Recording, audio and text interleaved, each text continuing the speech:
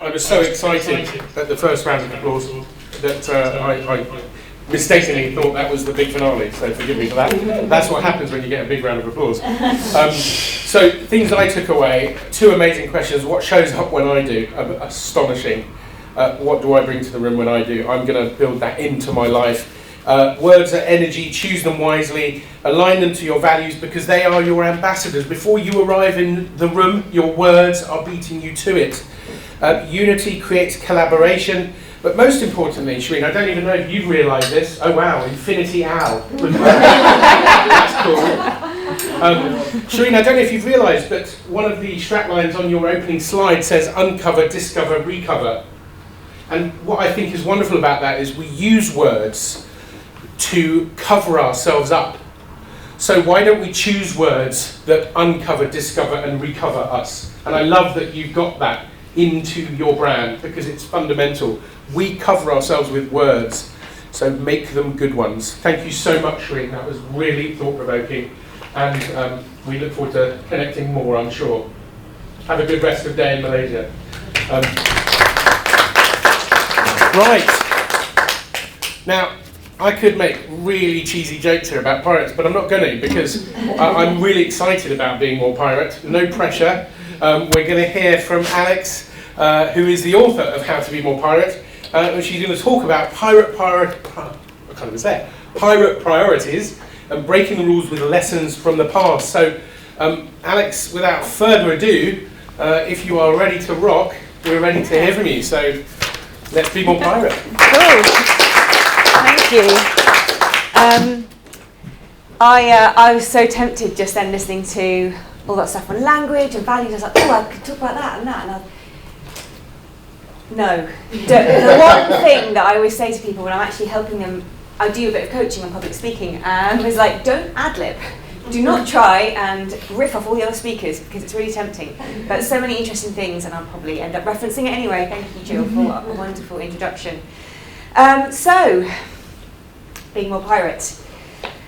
A couple of years ago, I gave a talk in Edinburgh, and I think it was 2 days after, a woman emailed me and she said, I was at your talk and I came along because I really wanted a provocation. I just handed in my notice, but my employers had really convinced me to stay. And they put a lot more money on the table, and I'd given in. But I just felt it probably wasn't the right decision, but I didn't know what to do. So I came along to just hear what you had to say about courage. And I took a picture of the graphic at the beginning of the talk, and it landed on Be More Ruthless. And I wanted to let you know that when you said that pirates lost at sea always follow the signs, I have followed the sign and I've handed in my notice for good, and I'm going to pursue my real dreams. So that's an invitation to you. If you want to find a sign in the gift today, take a picture. And it's funny because I do get lots of messages like that, sort of saying, you know, I felt that this book, this idea, this approach, this message came to me for a reason. It came at exactly the right time in my life when I needed to be forced to look at myself quite hard in the mirror, to go a different way. And kind of gain a little bit more courage.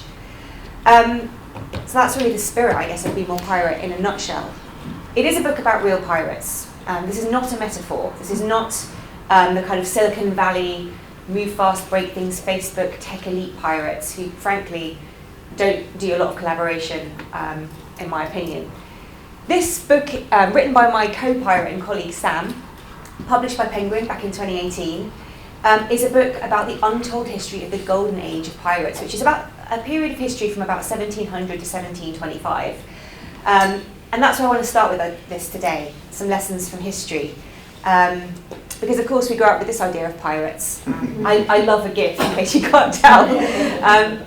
This kind of cartoonish, roguish villains version of piracy where they were, you know, seen as people only out for themselves, kind of really bloodthirsty, lying, thieving rogues. The truth is a lot more nuanced than that. So I want to kick off by telling you some things about pirates that you might not know, introduce you to some pirates you might not have heard of, and hopefully by the end of it, so you might be even a bit proud of pirates. I certainly am proud to call myself a pirate. So first up we've got Blackbeard. He is the one you probably do know because he's the inspiration for all the ridiculous caricatures of pirates. And that's quite deliberate. The thing you probably don't know about Blackbeard, aka Edward Teach, is that he wasn't a very good pirate. He didn't last very long. He didn't accumulate a lot of money. He did have the biggest ship, the Queen Anne's Revenge. He was all about the image, the reputation, the bravado. He quite deliberately dramatised his entire story in order to probably enter into battle less. He was all about creating this fierce reputation so that people were terrified of him. And that worked, and that's why he's made it into all the stories. You probably haven't heard of Black Caesar, though. He was one of Blackbeard's crew, originally an African tribal chief who was then freed by a pirate ship. He was taken as a slave, freed by pirates, and then became part of Blackbeard's crew. Because in the latter half of the golden age of piracy, pirate ships regularly freed slave ships and took them on board, and they all worked together as equals. And that was the only place in the Western world you've seen people from all backgrounds working together. And I always put this up because we are still having a diversity conversation now, and pirates are well ahead of the game on this.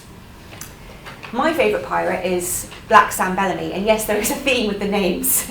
I think it came from the black flag. Everyone thought, well, we'll go with the reputation and put black on the beginning of our names. Black Sam Bellamy was also known as the Robin Hood of the Sea, or the Prince of Pirates. He was the youngest, most successful pirate, known for his desire to take down the establishment. That's kind of why he's my favourite. He was known for giving these rousing speeches in town squares to try and rouse the crowds, bring more people on board to piracy.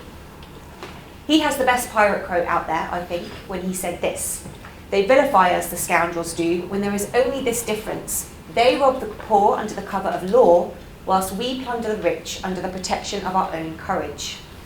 I think that in a nutshell is why I like being a pirate.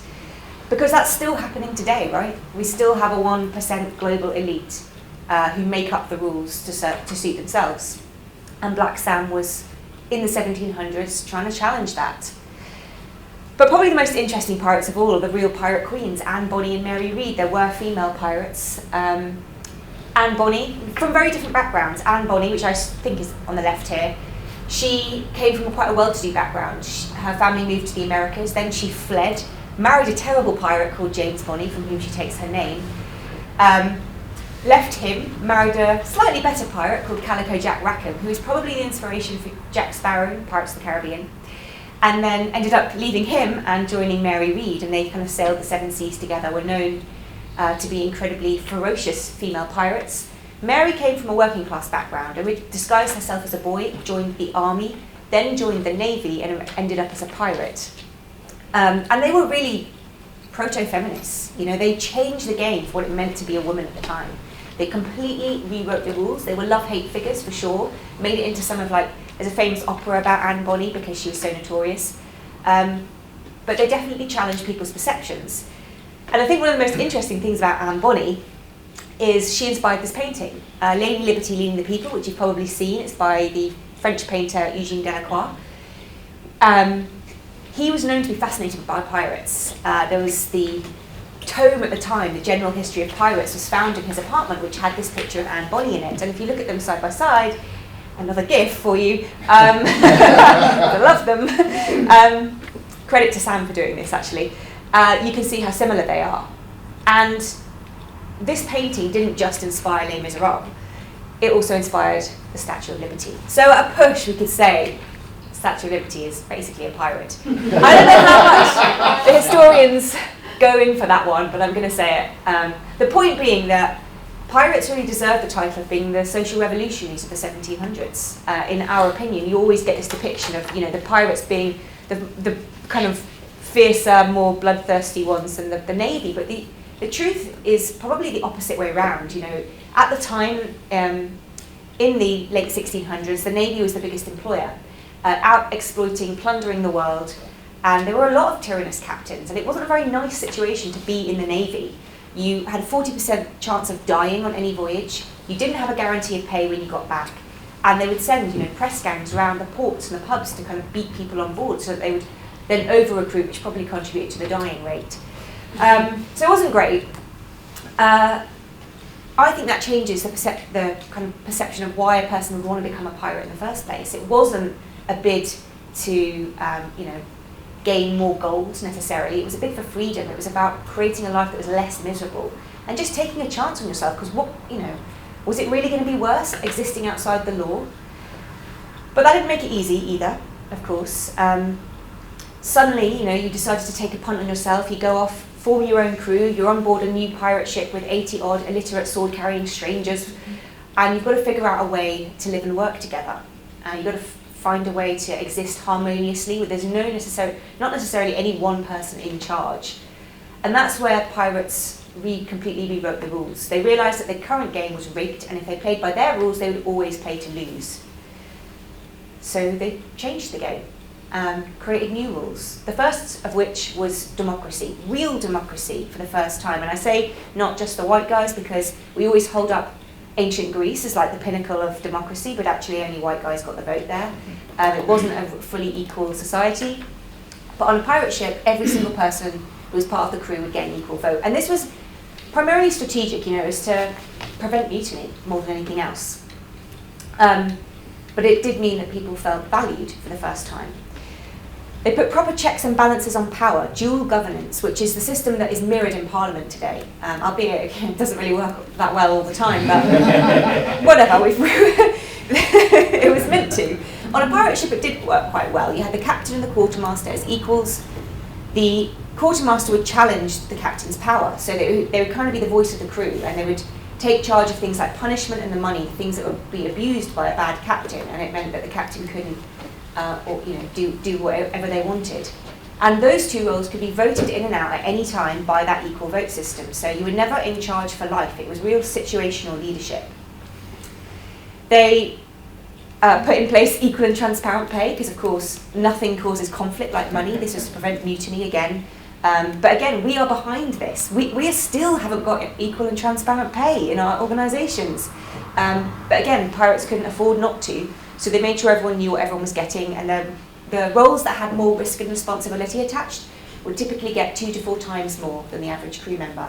Unlike today, where you get CEOs being paid 230 times more than the average worker sometimes. Like Jill, I'm a bit angry. So, they had social insurance, so they created a system to protect the crew. If you got injured, you lost a leg or an eye in a battle, you wouldn't just get a peg leg, you'd actually get some kind of monetary compensation, so that you felt that your life wasn't expendable. You wouldn't be left for dead like you would be in the Navy. And it also incentivized people to actually take part in the battles, so that they wouldn't cower beneath the deck, just kind of doing, avoiding the work. And the most remarkable of all was that they had same-sex marriage too, so there was a legal and ritual ceremony for same-sex relationships that was so sophisticated. There was an inheritance clause. If your partner died, you would get their share of whatever money you had together. So it was very, very much honoured in pirate communities. They worked with what was there, they were realistic and honest, and seemingly incredibly progressive. Like I said, I don't think it was always for moral reasons, I think it was about creating harmony. And it wasn't just internally either. You might think that pirates went out and fought each other at sea, at least. But no, they were collaborative. Unbelievably, they would team up if there was a big battle to fight. They understood that they were part of this big criminal enterprise. And so they would go, they would fight the Navy together, and then they would scale back down. So there's this incredibly dynamic, agile, but independent kind of network that existed between pirates. And it was the opposite of command and control, which is where we have what we have now. And again, it's really what Jill said earlier, that move towards self-organisation. Pirates were already there because they had this chance to remake things anew. And the way that they kind of identified all the different crews is, of course, through the Jolly Roger. The Jolly Roger we see is the skull and crossbones generally, but actually it was much more creative than that. They had all variations on skeletons and bleeding hearts, anything to say the tagline surrender or die. Basically, your time's running out, we're on the horizon, hand over your goods. And most of the time people did, and it was very deliberate, again, going on from what Blackbeard did, a strategic dramatisation of the story so that they could not waste their resources on battles. They would just terrify people into surrender. And most of the time these guys probably weren't nearly as terrifying, they were just like ordinary people. So that really, really worked. And it means that pirates were probably the least violent people on the sea at the time, by frequency at least. But when they were violent, they were really violent. I won't avoid that. I just want to be clear. I'm not going to let them off the hook and say they were perfect, because of course they weren't. It was an incredibly violent era. And they had to uphold the reputation when they did get into battle. And there was definitely the odd sociopath. But on average, they stood for something. They had values. They fought for something that they believed in. And that was all locked down in the pirate code. Yes, another GIF. I hate this one. I put this up there because I hate this scene in Pirates of the Caribbean. I don't really like Pirates of the Caribbean in general because so much of it is inaccurate. But he says in this scene, insinuates that the code, the pirate code, which was all those new rules that you've just seen, weren't really followed, or they were like loose guidelines, but that's the opposite of the truth. The pirates followed the code to the letter, because if you didn't, you'd be marooned or killed. And the reason why they followed the code was because they created it together. It wasn't like rules handed down from on high that they were grumbling about. They'd all voted on it. They'd all agreed in advance. There's a difference between government and governance, and that's the self-organising principle that they really put into practice. And it's what gave pirates that level of accountability and trust that enabled them to outgun the Navy, because they were outnumbered most of the time, but they survived and created this legacy and all these new ideas that live on. And really, it was because they nailed culture. It is because they worked out how to work together in a better and different way. So the code was absolutely integral to what made pirates successful. And there was kind of a pirate code in Be More Pirate. The 5 R's, and it is the only pirate joke in the whole book. It's a real dad joke, because it sounds, over 40. I'll tell you the principles, because I'm going to share a bit more about them. Rebel, draw strength from standing up to the status quo. Rewrite, bend, break, but ultimately rewrite the rules. Reorganize yourself, so collaborate to achieve scale instead of growth. Redistribute power. Fight for fairness, make an enemy of exploitation, and retell, weaponize your story and tell the hell out of it. And this, to be honest with you, was one of the reasons why I didn't like Be More Pirate when I first picked it up, because I thought it was a bit cheesy to have a alliterative framework in the middle of a book. I thought, this is just a marketing ploy, really. And so, when I came across the book initially, I kind of thought, is this more style over substance? It's a great title, really bright colours, but I thought the subtitle, How to Take on the World and Win, could be a bit clickbaity. But that was truthfully because I was in a place of a lot of disillusionment at the time. I'd spent 10 years working in the charity sector, and I thought I actually never want to hear the word innovation or change ever again. Because, it clearly resonates. Because I had seen way too many egos, way too many promises of change where no one was really willing to put their money where their mouth is. And I think the thing that struck me about moving to Be More Pirate was, in my time in the charity sector, it felt like things were getting worse. We had more and more charities popping up, and yet inequality was actually growing. I know extreme poverty has diminished, but inequality had grown. No one was doing anything meaningful about climate change, and democracy is, around 2017, seemed to be fracturing. And I just, I thought another report isn't going to cut it, It's writing another blog. We need a lot more action and a lot more decisive, bold, brave leadership, and I wasn't seeing it. And yet there was a lot of posturing around it, and I felt this was the moment where I realised that the people I thought were the heroes might actually be the villains, because there was such a gap in integrity. And then I found out that the villains might actually be the heroes, and that was great. So. But when I came to the book, initially I actually sort of put it down, threw it across the room. I thought, it's another guy with a big idea, he's going to tell me they can change the world. And it was only a few months later when I came across the job advert for a right-hand pirate.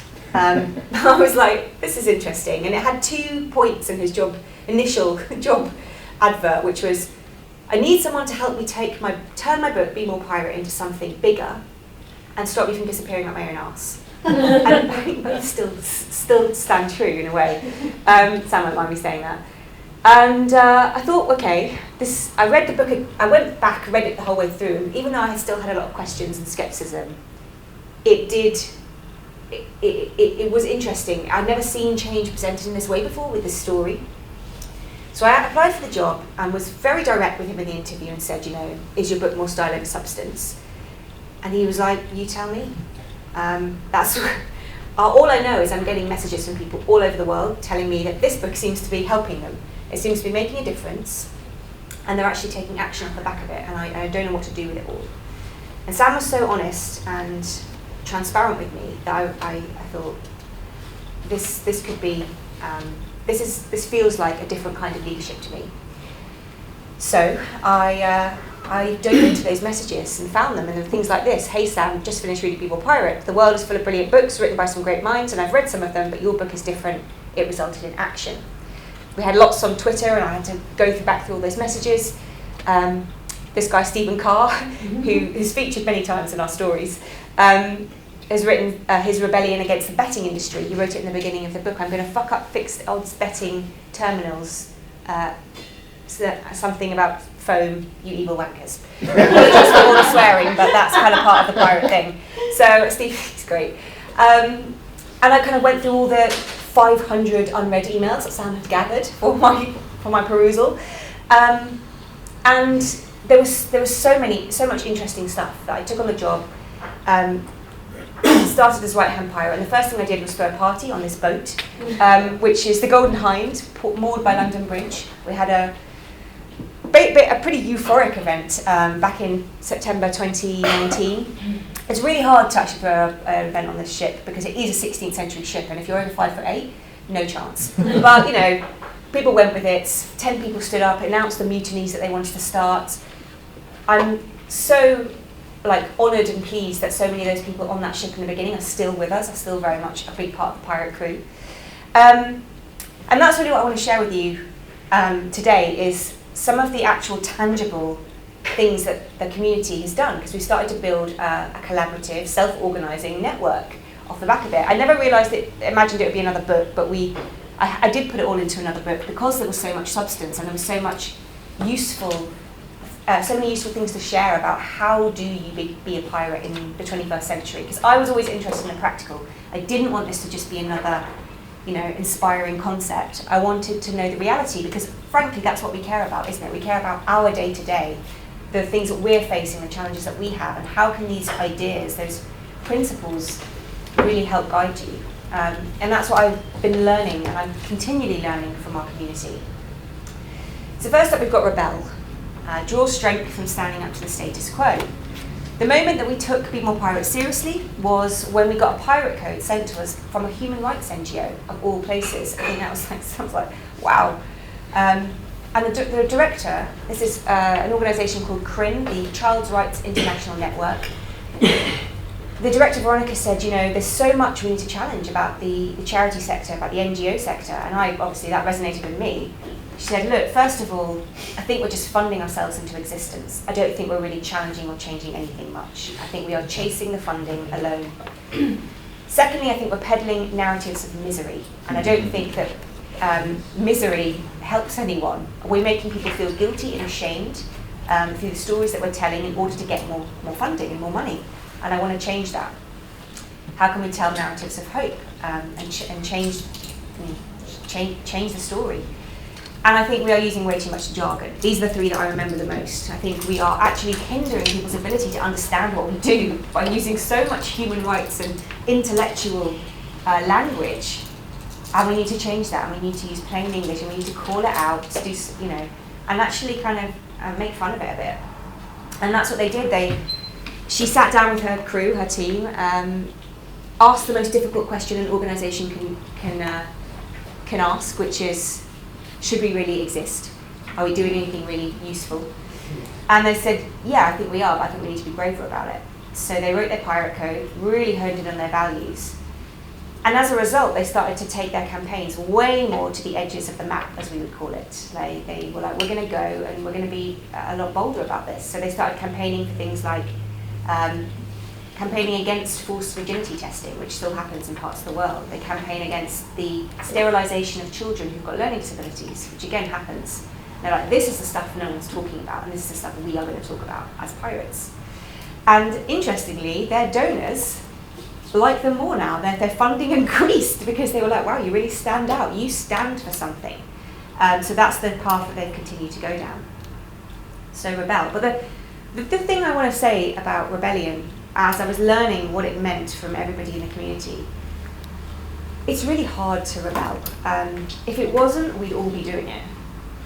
And usually when in order to rebel against something in the outside world, something tangible, in order to break a rule, first you have to undergo some kind of inner rebellion, I find. A moment where you have a reckoning with yourself. As I like to put it, to stand up to the status quo, first you have to stand up to yourself and tackle your own limiting beliefs. And that's the moment where you gain you give yourself permission. And I'll come back to permission later. So rebel.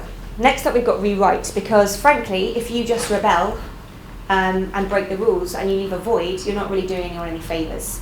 A lot of people ask me if Boris Johnson's a pirate, and I would say, first of all, do you think he's got the backing of his crew? How soon do you think he'd be marooned? And secondly, you can't just break the rules and not have a plan. You have to create better rules, set new precedents. That's what Jill said earlier. It's about building the new system, creating the alternatives. That's what the pirates did. They weren't actually trying to take down the establishment, mainly. They were trying to create an alternative way of living. So it's a creative rebellion, more than anything else. Set new rules. And I say that the best measure of success as a pirate is how many people will follow your new rule. One team I want to share with you who did this is Birdseye, which you'll know, I imagine. I like this story because my dad used to work for the Birdseye factory in Hull when he was a teenager. And I put this much more modern version of Captain Birdseye's handsome Italian actor. I just like the picture. Birdseye in 2018 went under a big merger, which meant that the Birdseye team was suddenly overwhelmed by new responsibilities. And one of the team read Be More Pirate and was like, this is what we're going to need if we're going to sail through this new unknown territory. We totally need new rules. We have no idea how to up-level ourselves. Had a lot of challenges on the horizon. They wanted to be a lot more sustainable. They needed to be a lot more innovative. But they were completely overwhelmed by what they already had on their plate. So they needed new rules that would allow them to let things go. They needed a new set of permission to kind of do less, actually. So here are some of their new rules. 1 in, 1 out rule. When a new piece of work lands on your desk, you have permission to let another thing go. The idea of an exponential to-do list is absolutely ludicrous. Meeting-free Mondays, everyone can pretty much relate to this. I think if you start your week with back-to-back meetings, you just become more overwhelmed.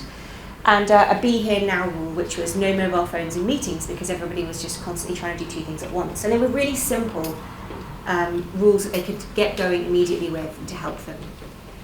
And I've used these rules on purpose because I learned a lot about how you make new rules in the last 3 years, but ones that last. Because when we started doing this and asking this question to you, like, what are your new rules going to be? People would usually be too big, too ambitious, which is brilliant, but it's not realistic. You're not going, if you're already busy, which every person here is, I imagine, you're not going to suddenly tackle the really big monster in front of us. You have to break it down. But also then people would be a bit too vague about it. They wouldn't put parameters on the new rules. So they would be like, oh, our team is going to challenge more. And I'd be like, but when? Where? To whom? Give me some dates and times, and I want to see when you're going to launch your first challenge, because if you're not, the chances are you'll forget it tomorrow when the day-to-day sets in. So we realised instead we needed small, bold actions. This is what gives you momentum. Something that you can do immediately that is logistically easy to accomplish. This is really important, because the biggest hindrance to change is the collective belief that it is impossible. That's the barrier, the mindset. So if you can prove to somebody on a really small level that change happens because you've done it, and my coach makes me do this. He's like, you've got 15 minutes to do the thing you've been procrastinating over for 5 months. Do it now. And then you prove to yourself that actually you can overcome it. Create accountability on small, bold actions, and you get movement. And that's what piracy is about. No time for dithering or dishonesty. Here are a couple of examples of that. This woman, a brilliant woman who is a midwife in the NHS, her small, bold action was to change her job title. All she had to do was ask her line manager, can I be called a cultural liaison midwife rather than a BAME midwife? She's like, I am not just an acronym, I am not a blend of lots of different ethnic minorities. Like, what I do is I help women of all kinds of cultures understand how they want to give birth. And she's an incredible, brave, but kind and compassionate woman. Another one I really like is, it's not The Guardian, but they have used the thing that I want to talk about, which is a woman who worked in an HR department stood up, and I can never remember her name, but she stood up in one of the workshops I did and said, I hate using competitive on our job descriptions because I think people deserve to know what they're getting paid before they put all that time and effort in to do a job application. It's not right. It doesn't sit with my values. And I was like, why don't you just change it? She was like, I don't know. I was like, are you in charge? She was like, kind of. I was like, maybe I start to tell my line manager, but I was like, I'm sure that everyone will back you. And she's like, we've just always done that. And so that she took that forward. So there are a couple of examples. Next up is reorganise. And the timer at the back, I'm going to go a little bit faster. Reorganise yourselves. This is the crew building principle. This is about collaboration over growth. Not always having the growth metric, but realising that you can achieve a lot more through collaborating to get scale. We've got loads and loads of crews. Be More Pirate is a self-organising network. I've got lots and lots of what I call pirate captains who run their own crews. And I just want to share an example of one. Amazing woman called Sarah Sheed, who's an arts producer up in Bradford. She'd worked in the arts sector for 10 years, helping independent artists gain funding. And she's like, I'm so fed up with the way that the arts sector distributes funding. It's always going to the big organisations, whereas small, talented independents can't get their share of the pie because they don't have the capacity to apply for the funding applications. But we might be able to achieve more if we work together, if we pooled our resources and applied for funding together. I think we should think more like pirates, is what she said. And she just put this out over dinner with 5 people one night. Next day they said, yep, slightly drunkenly, I think, we'll set up a Facebook page, see if anyone's interested. A week later they had 90 people. A month later they had 400, and now they're up to over 1,000 artists who join the Artistic Mutiny, which is to challenge the way that funding is distributed and work together. And they did all kinds of things during COVID, challenging the Arts Council. And she is one of the pirate captains that holds me to account on staying true to the principles. Next up is redistribute power. Now, what I think happens when we talk about reorganise is we think that power is automatically redistributed when you reorganise yourself and you have self-organising managing teams. That is, I don't think, always the case. Partly because power comes from within. And a caged animal doesn't bolt as soon as the door opens because we're conditioned into certain behaviours and roles and what we think we can and can't do. So you can give someone a job title and you can give someone supposed power, but it's really about whether they feel it themselves. But the crew that really taught me the most, I think, about redistributing power is our health and social care crew. Interestingly, this is the sector that most responded to Be More Pirate, probably because they view the NHS a bit like the Navy, because it's so big, it's quite bureaucratic, it's very hierarchical, and it's increasingly concerned with efficiency over compassion and kindness. It's a bit of a machine. And they were like, we're in this pandemic of scale and spread, and it's frameworks and business plans, and it's not actually working for complex human needs. So we need to rehumanise it. That was always their rallying cry. And what they do, this crew, is really work on co-production methods. How do you push power to the people who are experiencing the problems firsthand? What I would say is, bad rules are made when they're made without the people that they're for. So how can we push power where the information is and help those people actually redesign the services? And that's what they do and what we've been working on to varying degrees of success, but we're starting to gain a lot of traction in kind of co-production. And finally, we have retell, weaponize the story. One final story for you from our crew. A company called Tradecraft, who were, on my first week of Be More Pirate, on the front row of an event that Sam did up in Newcastle, and they were waving their book saying, we've done this, we're using it. Tradecraft are original pirate material. They started up in the 1980s with their radical mission to make capitalism fairer. This is the beginning of fair trade. And of course, they kind of succeeded with that mission because fair trade is a mainstream concept now. It's taken over by the Fair Trade Foundation. The fair trade mark is obviously well known. But over time, like anything that starts at the edges and comes into the mainstream, it kind of got subsumed. The epics kind of get a bit lost in within the mainstream, and obviously we've had lots more kind of ethical badges and ethical consumerism popping up. And a lot of consumer trust in the idea of fair trade has been lost over time because we don't really know whether things really are that fair. There's a lot of greenwashing, and kind of over time, Tradecraft began to feel like this is failing, and we have lost our sense of purpose. And in 2017-18, they also went a bit of a financial crisis. Their business model wasn't working as it used to, and they had to ask themselves that question again: like, should we really exist? Should we just shut down, accept we've done our bit, and leave it to other people? But because the team had read Big War Pirates, seemingly, they wanted to fight for something. They said, we're not done. Fair trade in its current form might be redundant, but we're still a bit of fight on our hands. Trade justice has changed in light of climate change, and it's going to be hugely important in the next 10 to 20 years. So they went back to asking themselves about their values, asking difficult questions, and they said, well, what do we really want to change about fair trade? And what they came up with was transparency. That's our core value. And it's the transparency that is the problem. People don't understand it. They don't know what is really fair trade and what isn't. But rather than just talk about it, because even as I'm talking about it now, I'm getting a bit bored. You just just put in a report, put in a blog. What difference does that make? We've heard about this before. How can they actually show piracy? Like, how can they fly the flag and be more pirate about it? So instead, they decided to weaponize the story and use the medium as the message. They created a special edition coffee line where they put the supply chain on the front of the packet.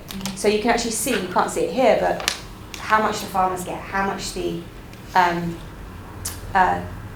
suppliers get, how much they would get, supermarkets, etc.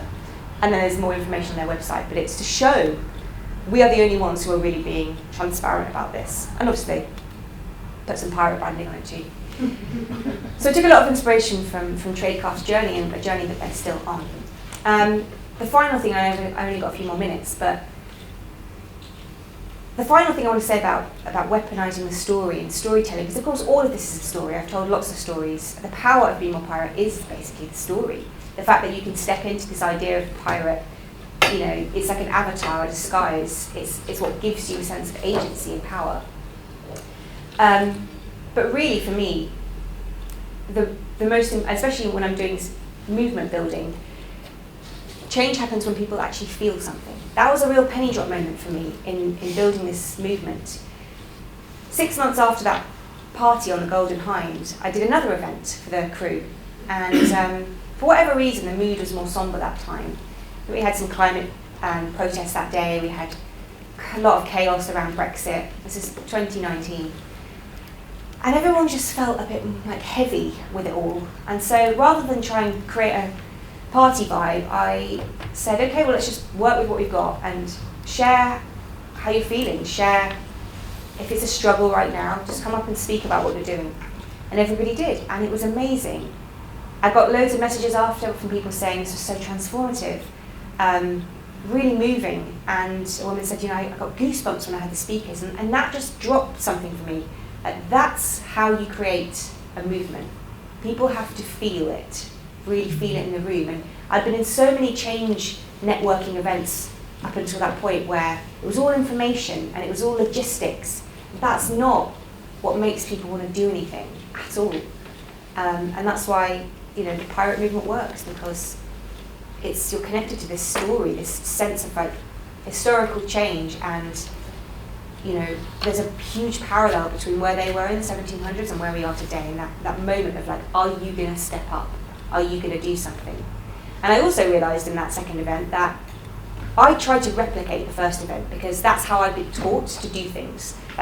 That was successful, do it again. But being a pirate is never a recipe. It's always about the experimentation, the testing ground, going into the unknown, being willing to not know, to just go, okay, let's roll with this, because that's how you find the new, off the edges of the map, the unknown territory. And to do that, you have to give yourself permission to go your own way, to do things differently, to not know, and to fail. Piracy is fundamentally about permission. And about the party, of course, because it's got to be fun. So that's, I know I'm over time, so that's in a nutshell it all. But this is the question I want you to take away for the rest of the day, is really like, what are the rules that we need to break, and what are going to be the new rules for you? And what new precedents can you set? And I'm sure most of you are already doing it. And I had an amazing story just in the coffee lounge this morning from Chris at the back. It was, yeah, so, yeah, what are your new rules going to be? And that is me. Thank you very much.